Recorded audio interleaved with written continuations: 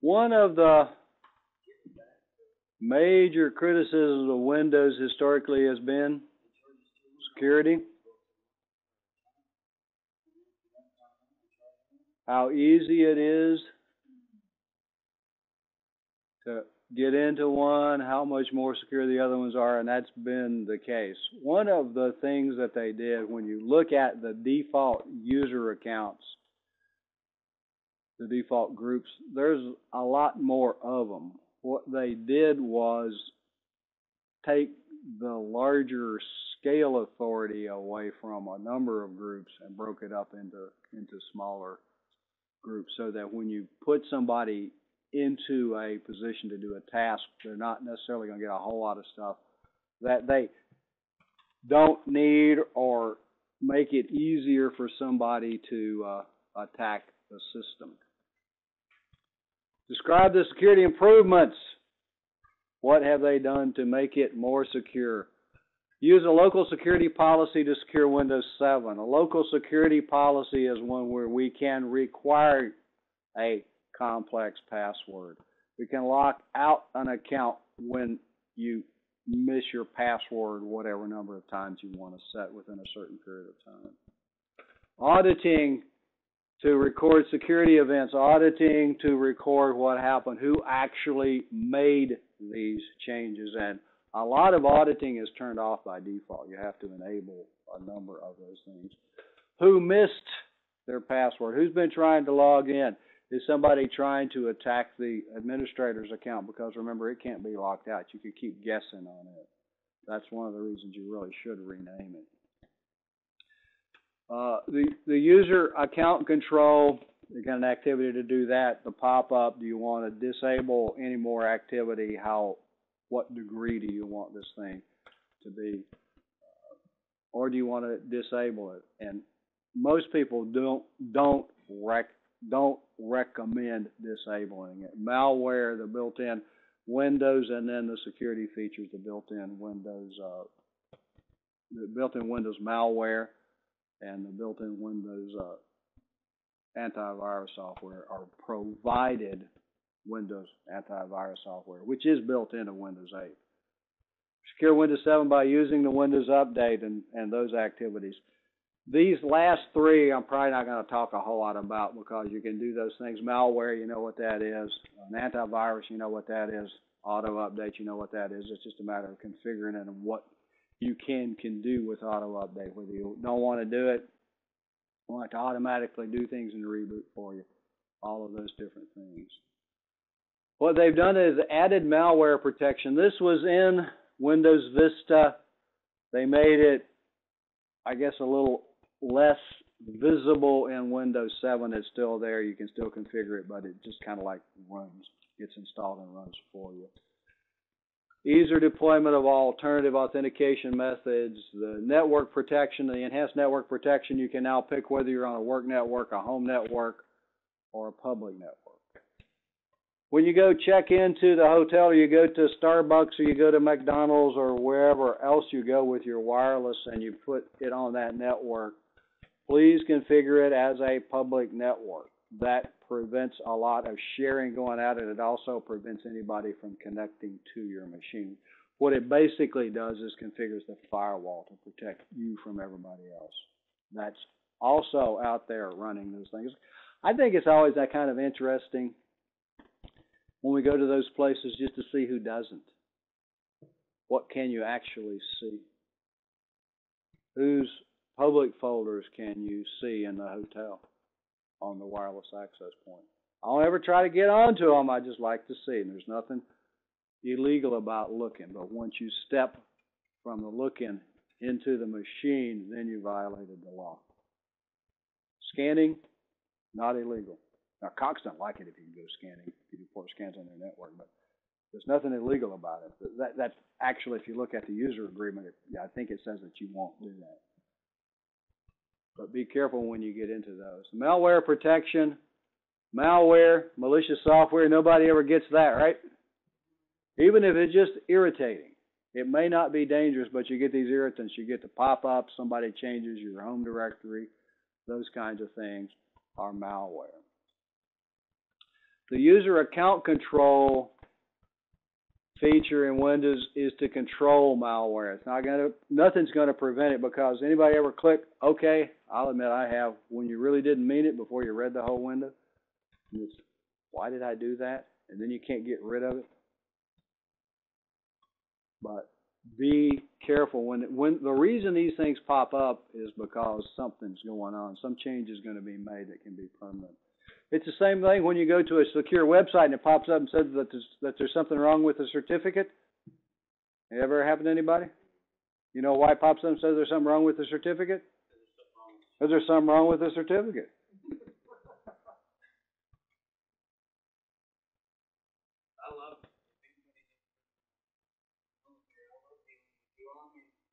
Because they don't, yeah, because the military, the DOD in general, doesn't go out and buy certificates, because you got to pay for those things, and they have lots of them, so they issue their own, and they're going to pop up and say there's something wrong with the certificate. And what's wrong with this certificate is it's not from a trusted third party. They also say, oh, if you want to not get this anymore, you can install this infrastructure into your browser, and you won't get it anymore. The certificates will then be valid. Lots of them are secure from their users. Windows Defender is the spyware that is part of this system. It's part of Vista, part of Windows 7. So it comes there automatically. Threat to privacy makes the system unstable. A number of things can happen with those. i.e., and if you'll read the information, the three major browsers all kind of rotate around as to security and speed. IE10, IE9, protected mode does a pretty reasonable job of protecting you, and it prevents user files from being modified. That's been one of the attack vectors for users, and modified stuff through internet access, because that's where they can see you. And they've added the phishing filter.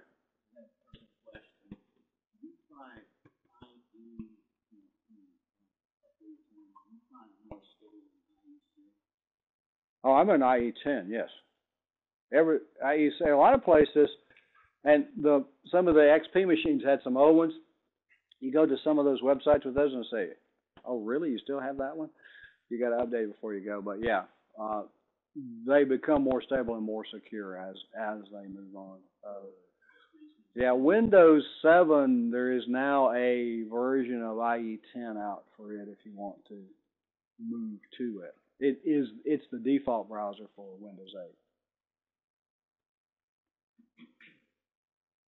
Service hardening, and this is the malware protection. Exploits used to install the malware have been changed. The Windows services that each services has a SID, what they've done is made the services and the users and everything that goes along with this more granular.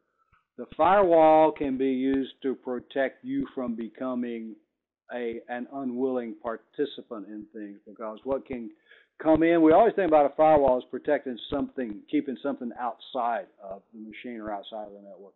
You can also use it to keep things inside the machine or inside the network, so that you don't become part of a bot army. Username and password is the most common method. Smart cards, there are other methods to authenticate. And probably a lot of you have laptops that have fingerprint scanners or some other type of authentication method. And Windows 8 has this picture authentication. So there are a number of ways to do authentication. Network protection, the enhanced firewall, and when you get to those activities, the firewall is much better. We still have the one to click, let this application run or that application run. But if you go into the advanced firewall settings, it's a real firewall configuration now. They have activities to do that. You're going to have a separate course where we do, for a couple of weeks, firewall configuration. So this is kind of a first shot at that. Network access protection. is supported natively by Windows 7. Sounds like, oh yeah, it's going to protect your network. You got to have a server that actually checks that. Once you configure network access protection on a server, when a Windows 7 machine tries to get onto the network, it checks to be sure that it's got an antivirus program that's up to date and that the Windows updates are up to date. And if not, it refuses admission to the network until those things are corrected. What it usually does is send you to a network where you can't do the updates. But you don't let users on there. Firewall can control inbound and outbound. The NAP, unhealthy computers, computers that aren't up to date. NTFS, we talked about NTFS file prevention. Pretty good system, right? We can control who has access to resources, but it can be circumvented if you can get physical access to the machine. Physical access you're going to find as you go through a lot of the security stuff is the one killer for everything. Because if you had physical access, you could take one of these password resets and reset the password for administrator or whoever else. And most of it, even if the user account administrator is disabled, allows you to enable it and then change its password to the system.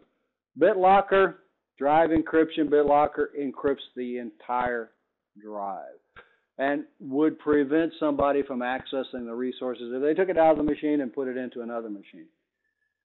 If I take a hard drive out of a computer, a server, and put it into another computer, a server, what happens?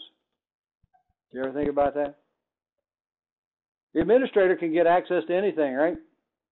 Who's the administrator now? Oh, that's be me on my new machine. So I now have access to all of those files. And if I didn't, all I got to do is take ownership and give myself permission. BitLocker encryption prevents that because it doesn't take the encryption key with it. That's one of the protections that it gives you. If somebody takes it out, it still leaves the files as encrypted files. AppLocker software restrictions, the management of software restrictions. There are two activities that they're going to have you do. One of them is software restrictions, I think, and the other one is AppLocker. When you do the first one, check to see if it works before you go into the second one, because AppLocker overrides any other software restrictions. AppLocker also has to have, and please be sure you read the whole thing, because there's a service that you have to start in order for it to work that's not running right now. So a couple of things on this before it actually will work. It does work. AppLocker, you'll go in and create the defaults, which basically says that everybody can do everything. Oh, by the way, here I'm going to restrict this one. You can either give everybody the authority to do everything except who you restrict, or you can give everybody the authority to do nothing except what you give them. Doing it, the restrict everything, is kind of a hard way to go, I think. A local security policy can be used to control, it says many facets, and I think what I want to do is click through these and then go through and show you what a local security policy actually looks like, the things that you can control in it. These are the things that are available: account policies, local policies, the firewall with advanced security features, and network list manager policies, public key policies. We're normally not going to use all of those. Typically what we're going to use are account policies and local policies. Software restriction, and again, I think what I want to do is put a machine up and look at what this thing does. Go through these account policies, and the account policies on the local computer don't affect domain machines. The reason it doesn't affect domain machines, the way policies get applied is first the local policy gets applied, then the site policy, and then the domain policy. And then if you go into an OU, if you have an OU policy, it's the last one. So the last one read is the one that actually becomes the effective policy. Password policy, and again, I want to look at those, see how far we can go into these, into here. local policies, more local policies, and then AppLocker, that's still part of that.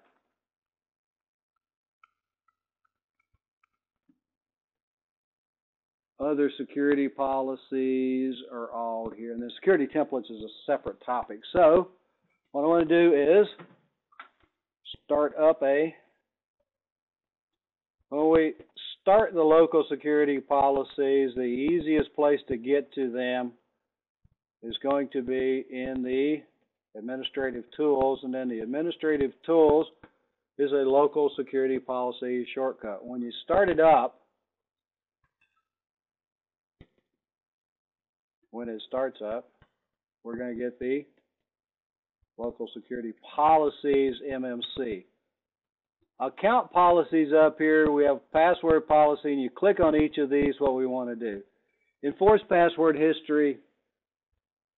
How many of that password can you have? And you notice the default is 0, so it doesn't enforce history, which means that you can't reuse the password.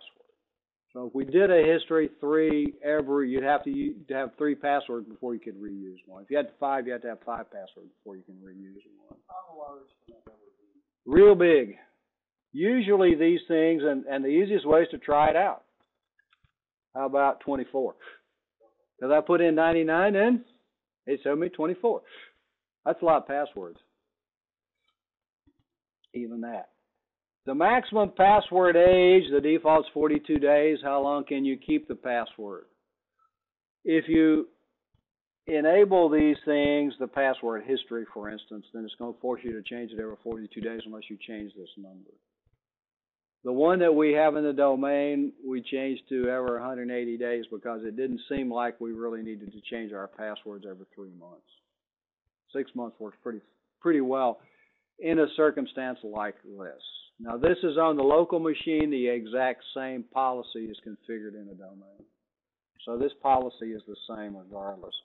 The minimum password age is 0 days. Why would you think you would want to have a minimum password age? Any guesses? Why would you want to have a minimum password age? And ours is 3 days. Minimum password age. How long do you have to keep the password? That's what minimum password age is. So that if you're using password 1 and you have to change it, you change it to password 2, and you have to have 3 unique passwords and you change it to password 3, and then you change it to password 4, if I don't have a minimum age, you could go back to password 1. So it really forces you to keep a password for a certain minimum amount of time. And if you keep it for 3 days, you probably don't want to change it back. But if you change your password and don't like it, you got to keep it 3 days in our domain.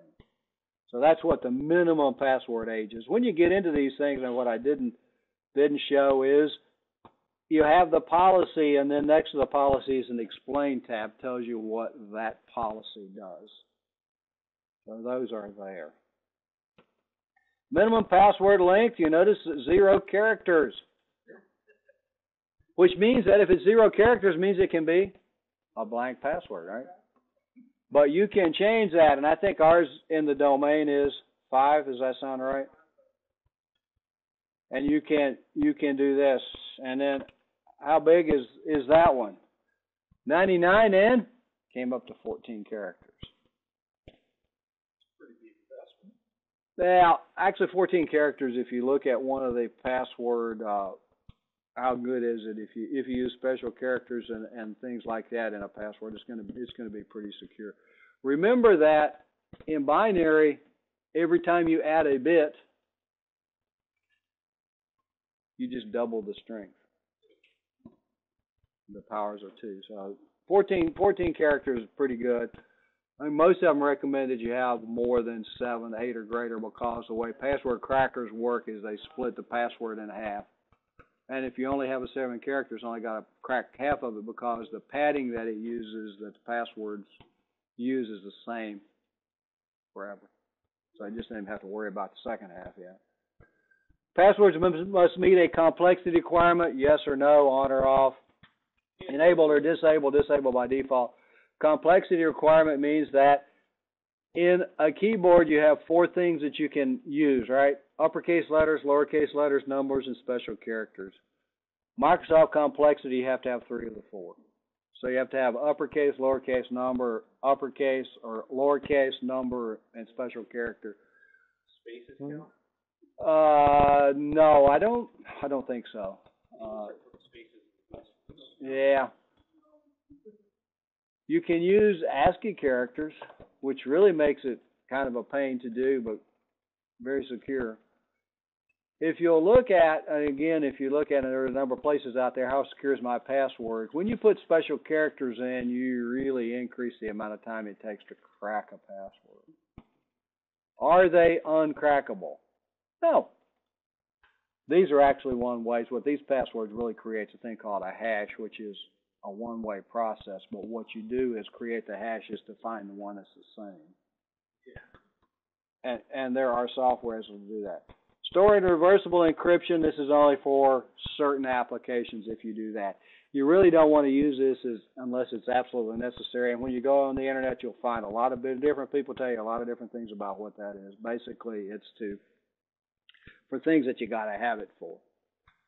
The account lockout policy, so the password policy is how long you got to keep it, how long can you keep it, how long does the password have to be, minimum password length, those kinds of things. Can you reuse the password? The account lockout policy is somebody's trying to crack the password or trying to find the password for the new user sort of thing. You can configure this so that if somebody misses a password so many times, 10, 2, 3, 1, in a certain amount of time, depending on the sensitivity, I guess, of where they're trying to log in, you can control how many times. So the first one is, let's go in order. Reset counter after, and this says the account lockout counter after, and when he explained it here, the number of minutes that must elapse before the fail log on attempt before the fail log on account counter is reset. So I guess we'll start at the top. The duration, how long we're going to lock out for. Lockout threshold. Now we finally got to something we can do. You notice those were grayed out. So if I put the account lockout threshold invalid attempts, if we put 10 attempts in here, now we can set the other ones. The account lockout duration, the defaults are 30 minutes. So we can say, okay, now if we go back to these, it says it's going to lock it out for 30 minutes. If I miss my log on password 10 times in 30 minutes, you can modify those to meet what you want. The other thing that we have over here are local policies. We have the audit policy, and you notice that the default is basically no auditing. What do you want to audit? And they've got some nice tables in the book that you can look at for what each of these means. You have to go in and log on events, success or failure. You can audit for success or failure. Sometimes you want to know who's successful at doing something. Sometimes you want to know who's not. If we were doing the payroll, we might want to know both because we want to know who's trying to crack into it, right? And then if something got changed, if all of a sudden they sent your pay to 0, you want to know who did it. So you can configure these things for successes or failures, whichever way you want to go with those.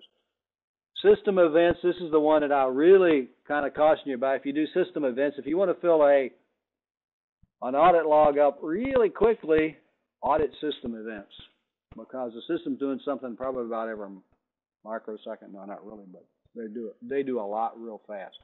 If you just want to see what one looks like, you can do that. User rights assignments. What are rights and how are they different from permissions? Rights are what you can do to the machine. So you can configure rights here.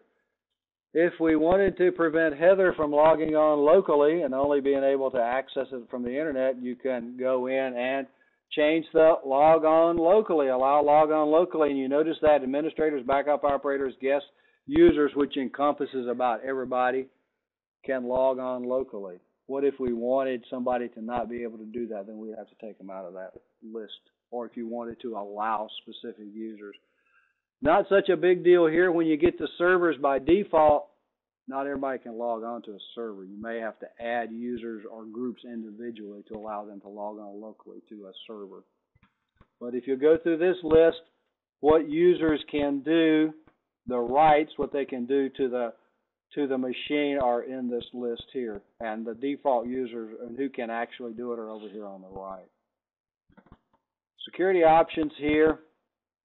Audit accounts, administrator account status. One of these in here has the rename the administrator account, and I've forgotten which one it is. But you can actually rename the administrator account from a policy in these things. The firewall settings are here. They're going to have separate labs on firewall. We have a separate chapter on firewall. You can do firewall policies in this one. Public key policies, we'll look at a little bit later on. Software restriction policies is one of the ones that they're going to have you do in this chapter. You notice by default there aren't any. What we would do is go in here and new software restriction policy, and golly, we have everything. We have enforcement, trusted publishers, additional rules, whatever we want to do. The security level is unrestricted so that we can go in and configure them. AppLocker, when we go into it, it has some explanations in here, and we have different rules, executable rules, Windows installer, and script rules. Executables are the things that we're probably going to be most interested in. And you notice that, again, there are no policies here. When you right-click on it and generate a new rule, you go through a wizard what you want to do with this. Permissions, we can allow or deny the user group everyone, allow everyone, or you can pick specific users or groups to do these things. I just want to click through this. Publisher path. Path is going to tell you which application, if we wanted to do like Notepad, we should be able to do that, or you can go all the way down. If we had a publisher, exceptions for the publisher, we had any exceptions in here, we could add them. If we don't, we can just keep going. And then we can name it and have a description of each of these things. And then it says I should have the default rules. Do I want to do that? What I've done here is allow everyone to run Notepad, which they already could do.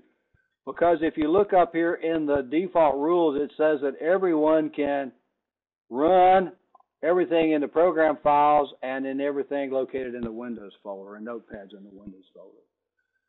So the defaults, be careful of what you do here. When you do these things, look and see what you're actually doing. And in AppLocker, you have to go back and start a service.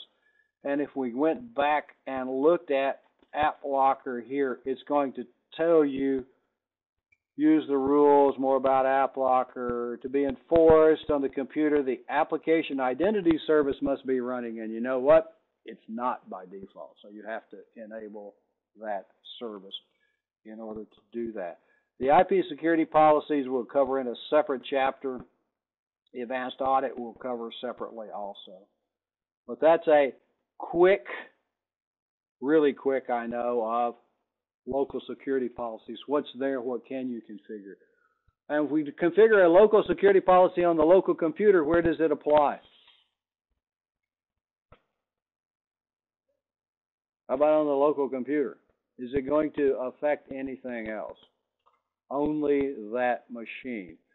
If we apply those policies to the domain, it applies to the whole domain.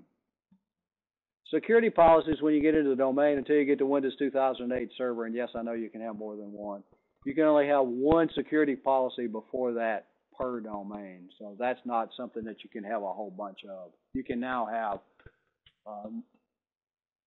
more security policies in Server 2008 than you could historically. Back to the presentation. The security templates, they're going to have you go through and look at the templates. You can modify them. You can compare them to a standard, a Microsoft standard, what Microsoft considers secure, and it'll tell you in the security templates MMC, compare it to a standard, your security to a standard, and you can modify it based on that if you want. thing I would warn you about when you go through and you look at these things, once you apply it, it's applied that template. Analyze, configure, and export. The thing that you can do here is you can create a template, export a template. If you've got a lot of machines, you can then import that template on the individual machines, and everybody gets the same security policy by using those. Auditing, we talked a little bit about. Every object has the audit events, and you saw that by default it's off. You can enable auditing in the local security policy or the group policy. What are you going to audit? That's the decision that you have to make. If you audit certain accesses for everyone, you're going to get big audit logs. If you enable system events, I think you're going to get really big audit logs.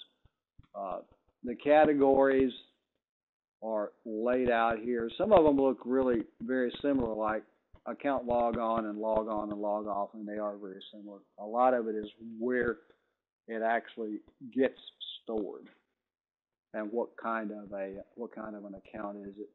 User account control, the thing that we all love to hate and hate to love, but it actually does protect you. So that's the pop-up. If you're logged on with as the user that has administrative authority, all you got to say is okay, right? If you're not logged on with a user with administrative authority, you only have the one token instead of the two tokens. You've got to put in credentials for a user that has the authority to do that. Usually install software. User token, the standard user token is used to launch the interface. Admin approval, the second token gives you access to the admin authority. You get two of them issued if you use that user. You normally are running as a standard user until you try to do something that requires elevated privileges.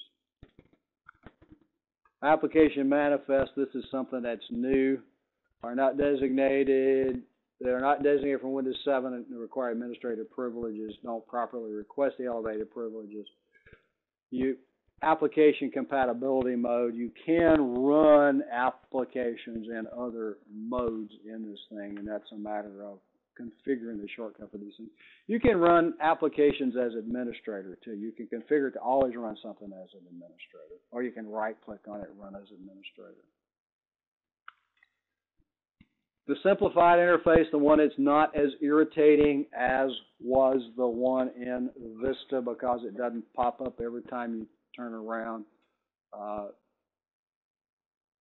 What it basically says is something's trying to change your hard drive. Did you do it? If you did it, okay, and move on. If you didn't do it, you may want to say no because somebody else may be doing something for you. There's a slider here that allows you to control what you want to happen with this thing. And down here is never notify. This is one that'll just do whatever you want, whenever you want. You don't get any notifications. And if something bad is about to happen to your machine, it's going to happen to your machine, and you'll never know about it until you can't use it anymore.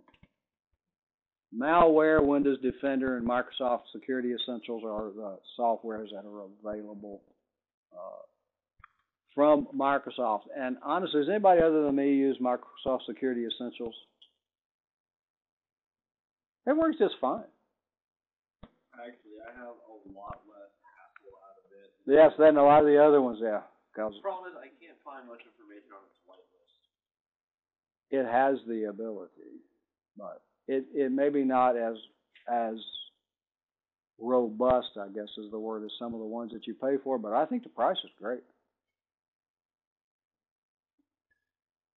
The only problem I've had with it is I had it running on a machine that I upgraded to Windows 8, and it blocked a bunch of stuff because it had two of them running, the one that was installed and the one that Windows 8 put on for me. I had to take one of them off, and then it worked just fine after that.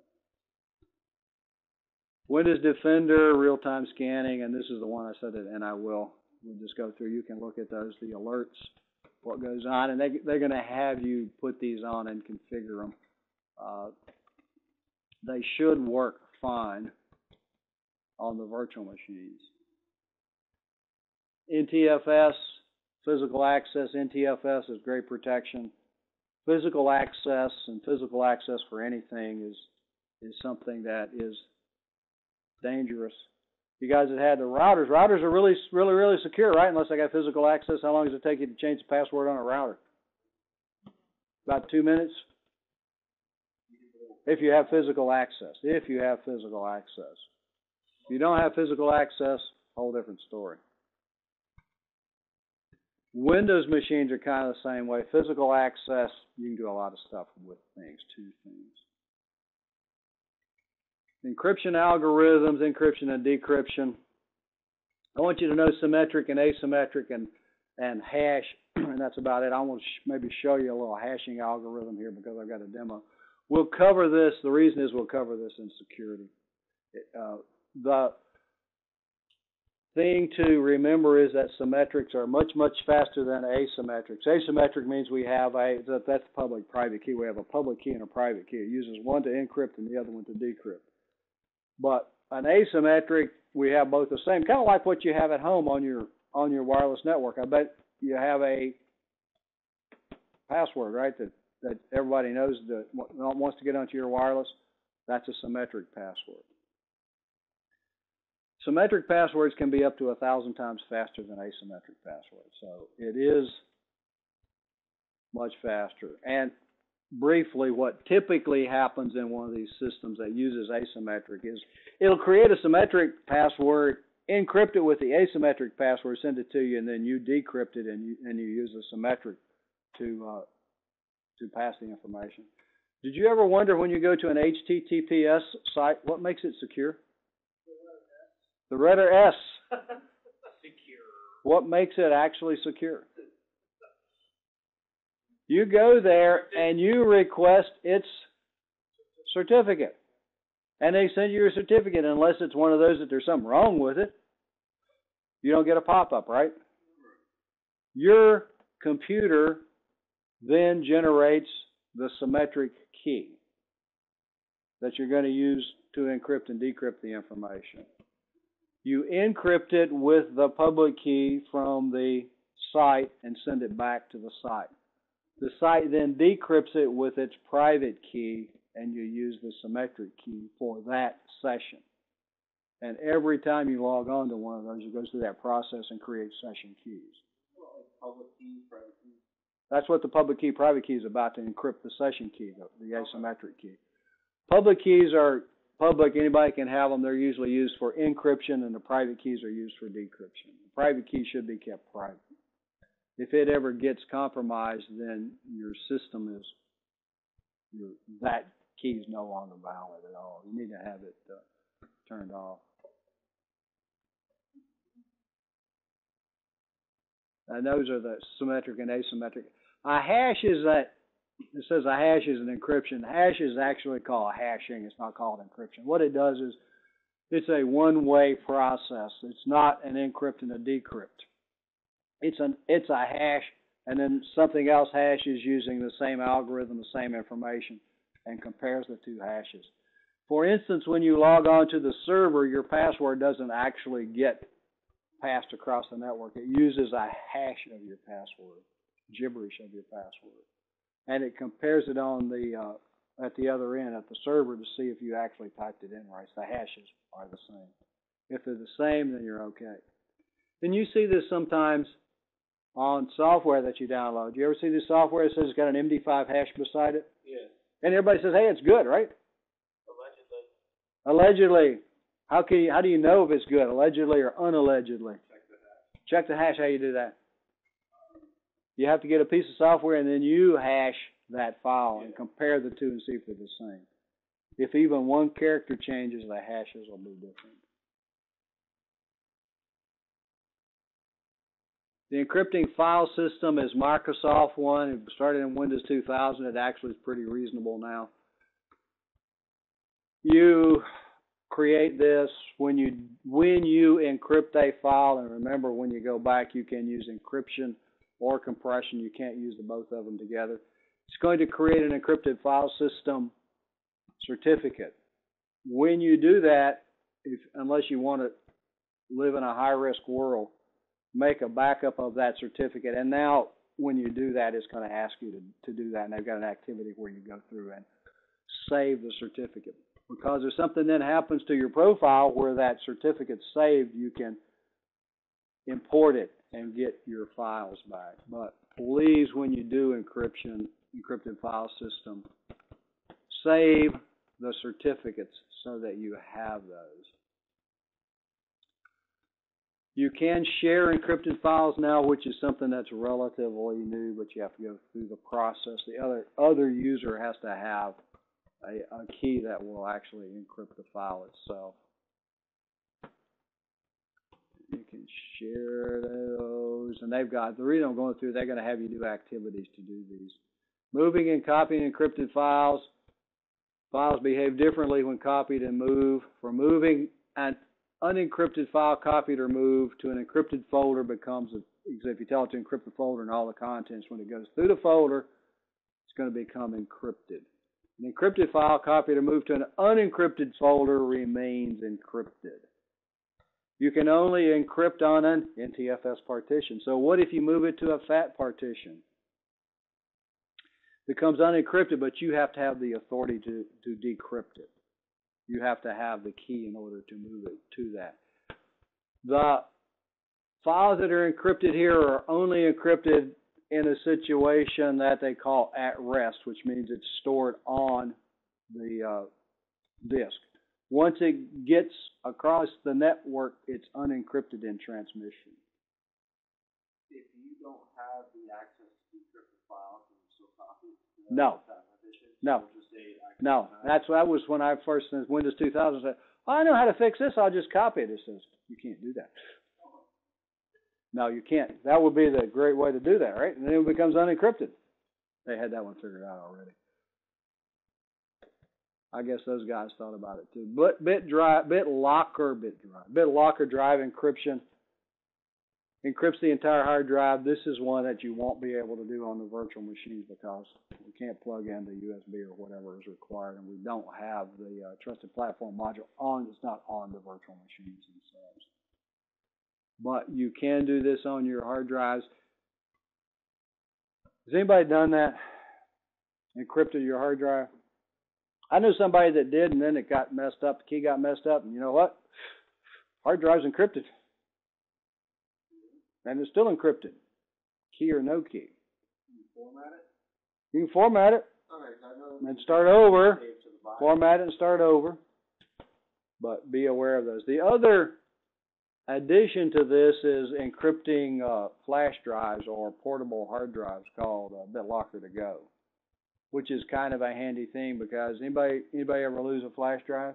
Yep. I know you guys already told me that you wouldn't plug them in. Were you worried about the data that was on the flash drive? BitLocker to go would have allowed you to encrypt that and have the same protection. Can they format it? Yes. Can they partition it? Yes. Can they get the data? Probably if they work hard enough they could, but anything that's encrypted can eventually be decrypted if it's worth the effort. No, nothing is 100% secure. Encryption modes are TPM only and startup key. TPM is part of the BIOS. Startup key is if you don't have the trusted platform module, you can use a flash drive, and you have to have the flash drive plugged in with the key and material on it in order to start it up.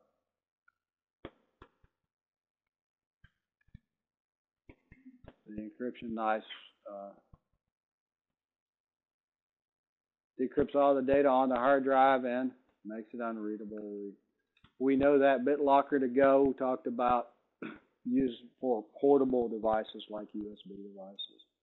Makes them more familiar. Does everybody use Windows Update? Does everybody use Windows Update? Yeah. Once a month, you get 112 updates. Sounds about right. Well, yeah, there used to be a way where you can get rid of the same upload. Yeah, every time it's being edited. Yeah, you can actually hide them. You can make them go away. You can hide them so that they don't come up if you don't want to install them. And then when you want to get them back, you can unhide them. Huh?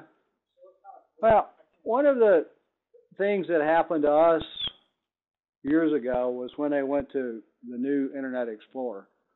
They're using a lot of online stuff, and IE was the only thing that worked there. And the publisher said, don't upgrade. Because if you do, none of our applications will work. So all of our stuff's upgraded by policies. All you just did there was just not approve it. To put it kind of in hiding until we're ready to approve it. But you should be able to make these things disappear until you want to install them if you don't want them at that particular time. You can schedule for when you want it. Lots of things go on there. The Action Center is the one that's supposed to tell you when something's wrong, and yours probably tells you that there's something wrong right now, like you don't have an antivirus program on your machine because we haven't done that part yet. And if the firewall is disabled, it should give you an error that says the firewall is disabled. And sometimes it has solutions, sometimes it doesn't have solutions for these things. These are problems that Windows has detected. That's one that you can tell it to shut up and leave me alone also, if you don't want it to tell you stuff. So, security features, they have made it, I guess more granular would be the word, so that each of the services that runs doesn't have as much authority, runs at a lower level, so that you can be more secure. There are more groups than there used to be, so that when you give users the authority to do certain functions, then they are not, they don't have as much authority as they used to. They've taken a lot of stuff away from the everyone group and moved a lot of it into the authenticated users group. The security templates, they have an activity to do that. What this does is compare your settings to some security level. And you can apply those templates. You can create your own templates. We would create that if you were the administrator and you had a bunch of systems that you wanted to have the same policy. You could export the template and give it to the other users to import. You could actually import these into Active Directory too if you wanted to use them in a domain. The user, access control, the pop-up that we love to hate. Actually, it's a good thing, and you should be, I guess, happy. But Linux does it, doesn't it? What does Linux do anytime you try to do something that will affect the system? Demands root. This doesn't demand root, but it does demand an administrator or something. Not the administrator, any administrator can do this. Super user, yeah, in Linux. So they kind of have gone to what they use. Questions? I know you're tired of me talking.